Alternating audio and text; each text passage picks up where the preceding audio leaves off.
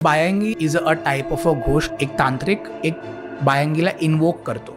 म्हणजे आपण कशी पूजा ठेवतो घरी, ती गोष्ट तुम्हाला आपल्या घरी ठेवायची आहे. या सगळ्या लोकांचं जे नशीब असतं ना, ते खेचून तुमच्याकडे नेतं. या कथा मनोरंजनासाठी आहे. काही लोकांचे अनुभव व काही पूर्णपणे काल्पनिक असू शकतात. त्यामुळे कृपया यांना मनोरंजन म्हणून घ्या. या कथा आपल्या संस्कृतीचा एक भाग आहे. अगदी लहानपणी आजी आजोबांनी सांगितलेल्या गुड गोष्टींसारख्या. आमचा हेतू कोणत्याही प्रकारची अंधश्रद्धा किंवा भीती निर्माण करणे नाही.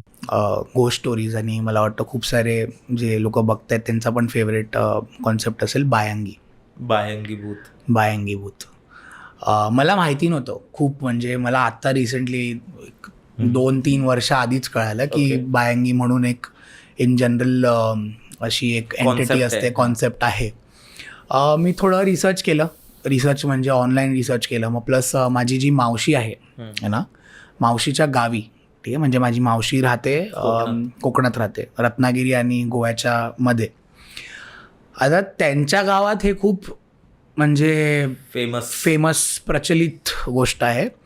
पण ॲट द सेम टाईम हे जेवढं फेमस आहे ना तिकडे, जेव्हा मी आता रिसेंटली जेव्हा पण जातो तिकडे आणि जेव्हा मी लोकांना त्यांना विचारायचा प्रयत्न करतो की म्हणजे मला सांगा तुम्ही बायांगीबद्दल, तर जेव्हा मी त्यांना बायांगी म्हणतो ना, ते आधी असे बघायला लागतात माझ्याकडे की म्हणजे हा कशाला विचारतोय म्हणून.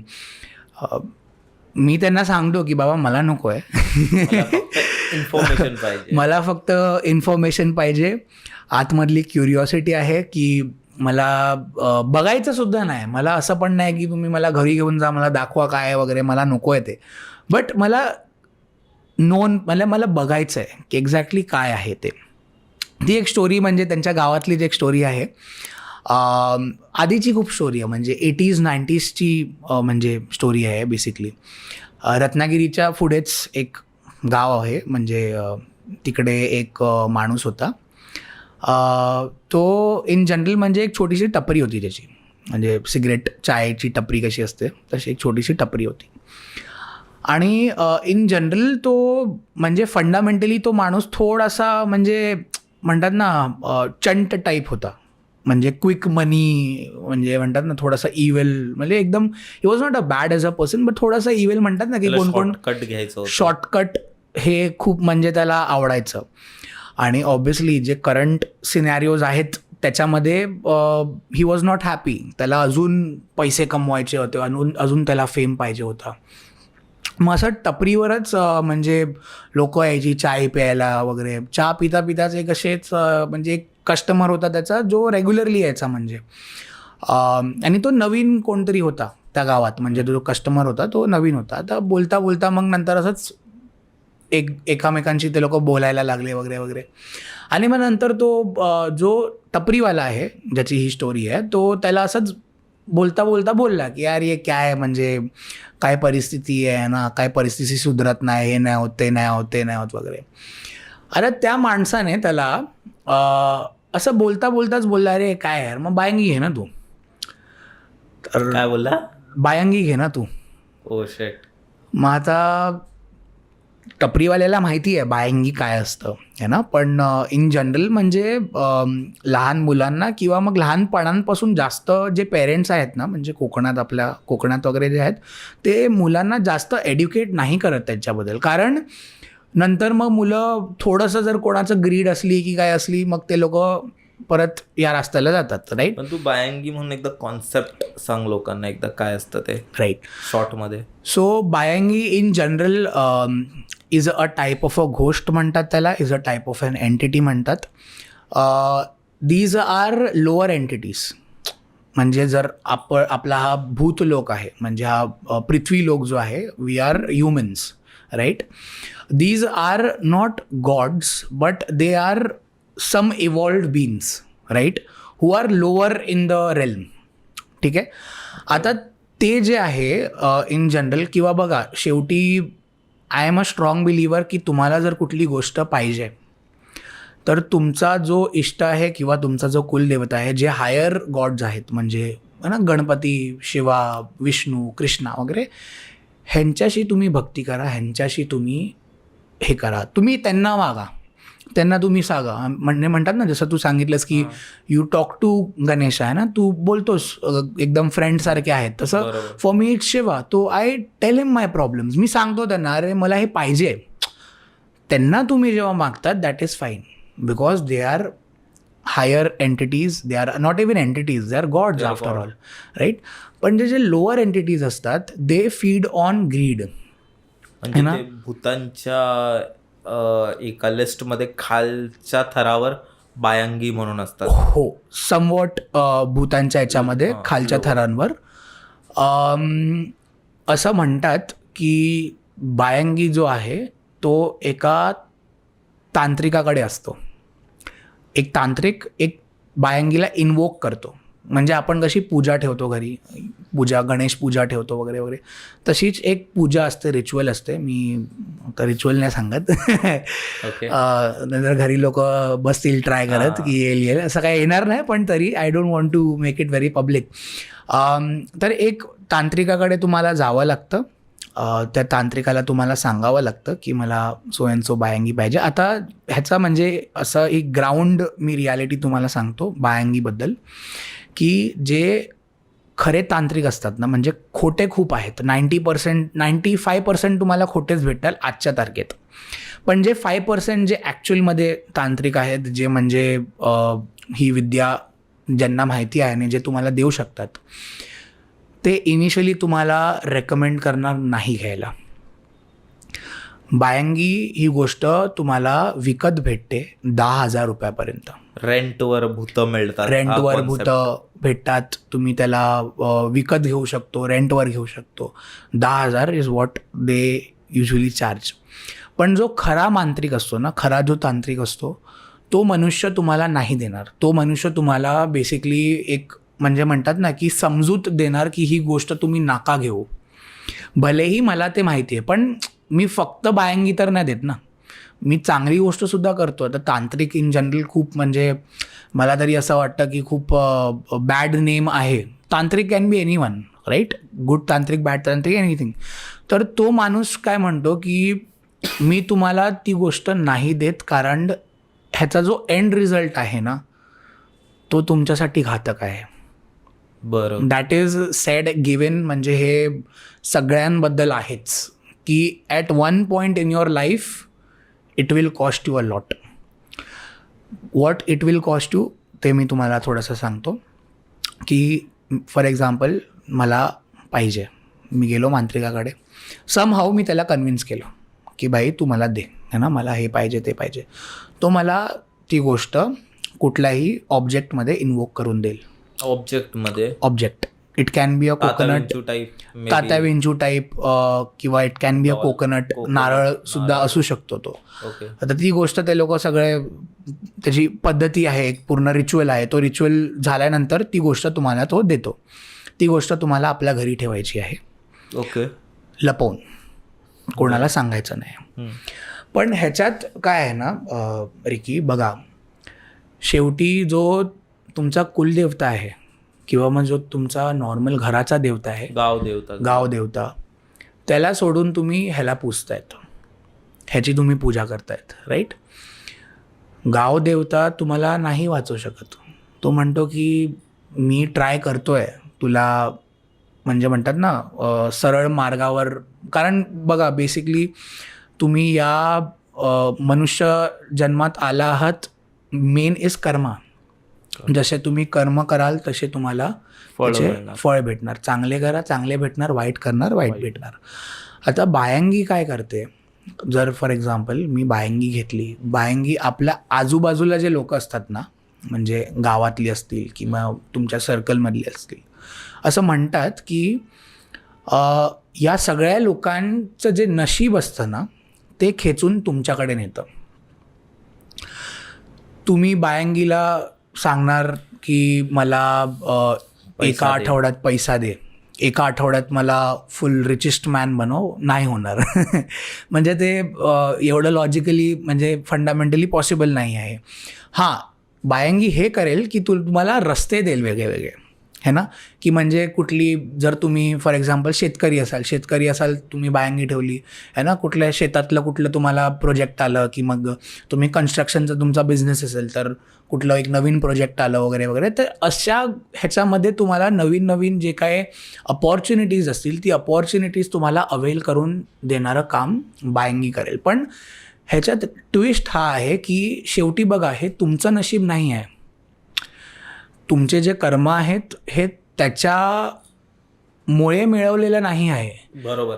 हे तुम्ही मिळवलं हे दुसऱ्यांच्या नशिबामध्ये, त्यांच्याकडून तुम्ही खेचून घेतलंय. त्यांच्याकडून तुम्ही खेचरलं. तर त्यांची जी नशीब आहे ती तर गेलीच, म्हणजे ते तर प्रॉब्लेममध्येच राहाल. म्हणून आता असं म्हणतात की ज्याच्याकडे बायांगी आहे ना गावात, त्याच्या आजूबाजूची जी लोकं आहेत ना ती खूपच म्हणजे सफर करतात. म्हणजे दे आर व्हेरी पुअर है ना, म्हणजे काही त्यांची कामं नाही बनत. पण पूर्ण गावामध्ये फक्त हा माणूस आहे त्याचं सगळं चांगलं होतं आहे. बाकी जे सगळे आहेत ते सगळे सफर करतात, काही ना काहीतरी प्रॉब्लेम येतच आहेत. तर इन जनरल बायांगीला नैवेद्य द्यावा लागतो, पूजा करावी लागते on certain dates, whatever, म्हणजे जे काय तांत्रिक तुम्हाला सांगेल की पौर्णिमेला अमावास्येला जे काय आहे ते तुम्हाला रिलिजियसली फॉलो करावं लागेल. जसं आपण देवाला करतो सेम तसाच कॉन्सेप्ट आहे. इकडे ट्विस्ट हा आहे, बघा देव जो आहे तो तुम्हाला रिटर्नमध्ये काय मागत नाही. देव तुम्हाला भरून देतो. देव काय म्हणतो की तू चांगलं कर्म कर, तुझं जर कर्म चांगलं असेल तर मी तुला चांगलं देईन सुद्धा. बायांगी काय म्हणते, तुम्हाला जे काय हवं आहे ते तुम्ही मागा, मी तुम्हाला देतो, पण मी सुद्धा मागणार काहीतरी. बरोबर. आता जे मी मागणार ते माझ्या हिशोबाने मागणार. युजली काय होतं, इनिशियल डेजमध्ये असं युजली लोक म्हणतात की इनिशियल डेजमध्ये बायांगी तुमच्याकडनं छोटी छोटी गोष्ट मागतात. म्हणजे या पौर्णिमेला तू मला एक नारळ दे, केळं दे, फळं दे, हार दे मला. आता ही सगळी छोटी गोष्ट आहेत है ना. आपल्याला काय वाटतं की अरे हे काय म्हणजे हारच तर द्यायचं आहे काय, 10-20 रुपयाचा हार घेतला, चढवलं, 10 रुपयाची केळी घेतली, एक नारळ घेतला, 30-40 रुपयाचा, 100 रुपयात काम बनून जातं. आता बायांगी काय म्हणते की तू मला हे दे, मी तुला चांगलं काहीतरी देते. आता बायांगीने तुम्हाला खूप चांगलं काहीतरी दिलंय, तिकडे अपॉर्च्युनिटी क्रिएट केली आहे, तुम्ही हजारो रुपये लाखो रुपये तुम्ही कमवले. आता तुम्हाला हे म्हणजे म्हणता लक्ष्मी चिटफंड सारखं 21 दिन में पैसा डबल टाईप तसं वाटतं तुम्हाला स्कीम ही, की यार हे काय 100 रुपये खर्च करून मला एवढे लाखो रुपये दिलेत.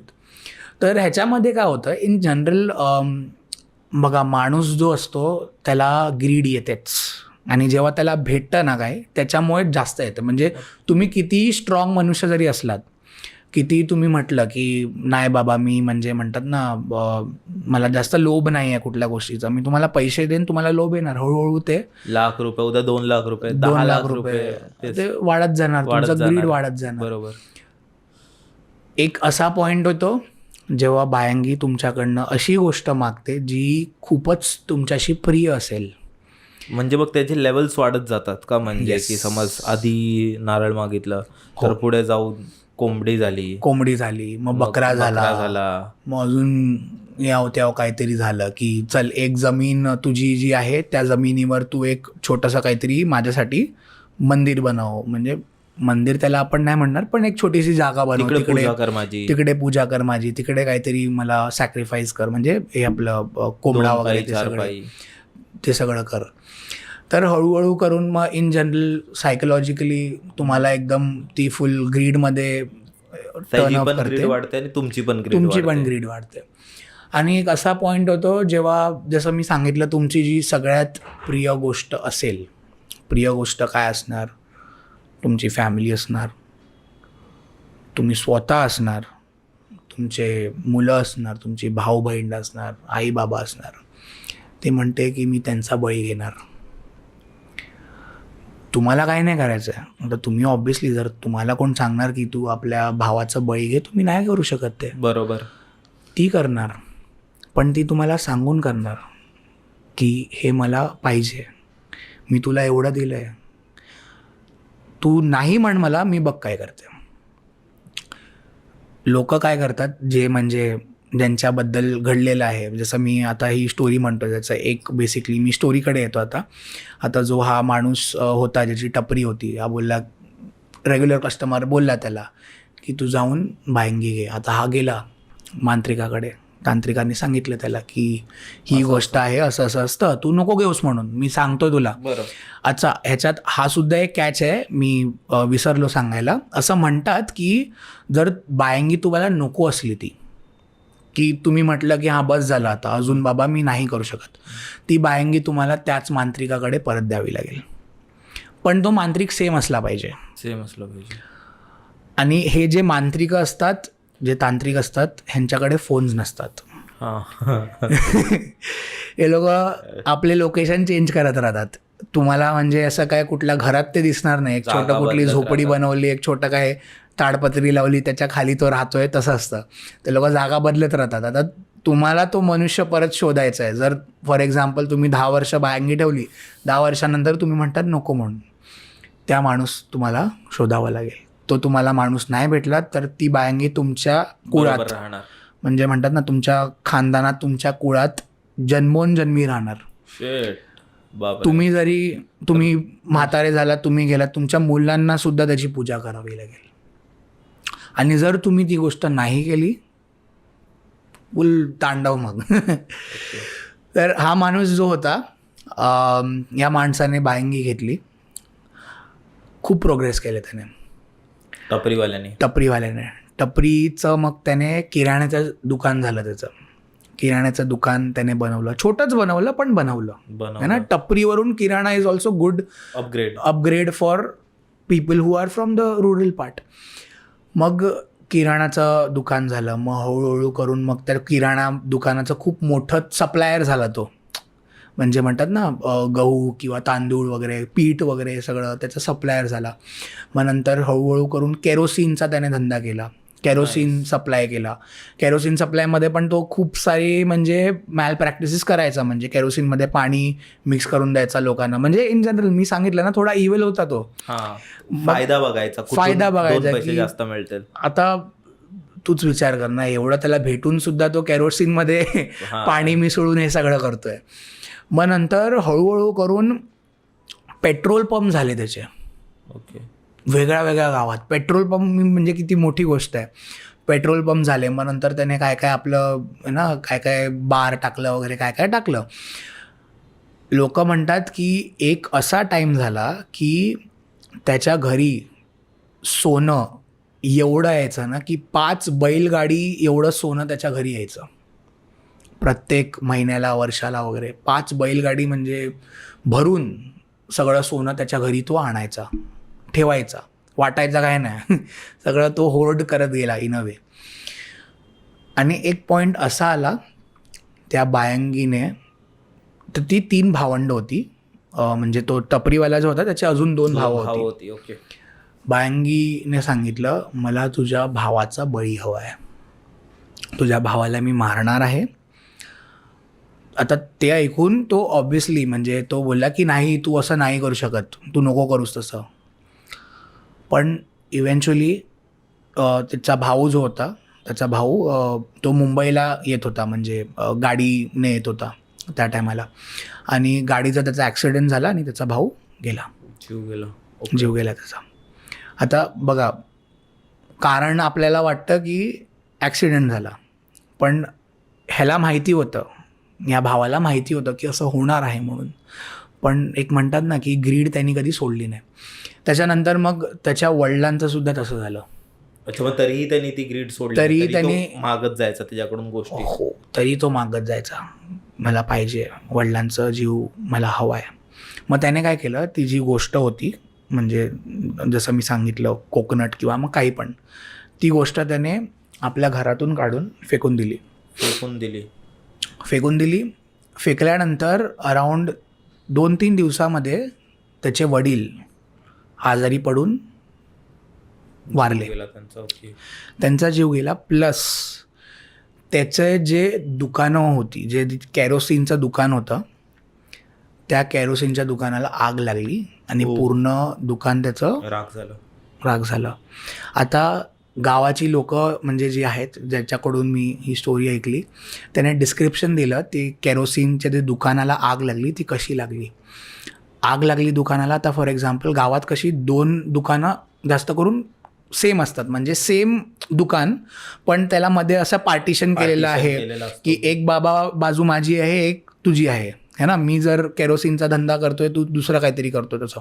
आता आग जी लागली ही केरोसिनच्या दुकानाला लागली आणि ते बाजूचे दुकान होतं ते म्हणजे लाकडी दुकान होतं म्हणजे फर्निचरचं दुकान होतं.